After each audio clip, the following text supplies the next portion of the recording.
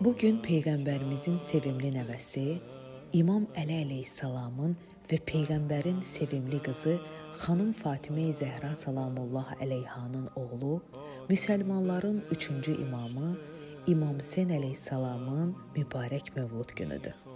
İmam Hüseyn əleyhissalam Şaban ayının 3-ü Mədinə şəhərində dünyaya gəlmişdi.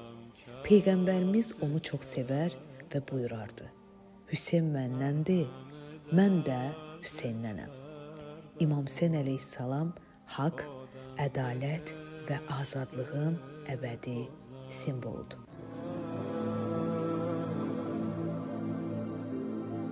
Bismillahirrahmanirrahim. Ey Hərim-i dərgəhin, dərgah-ı rəhmət ya Hüseyn. Kim qulam oldu qapında, tapdı izzət ya Hüseyn. Özgə bir dərgahə üz qoymaz bu dərgah bəndəsi. Çün bu dərgahdir verən hər ruhə ləzzət ya Hüseyn.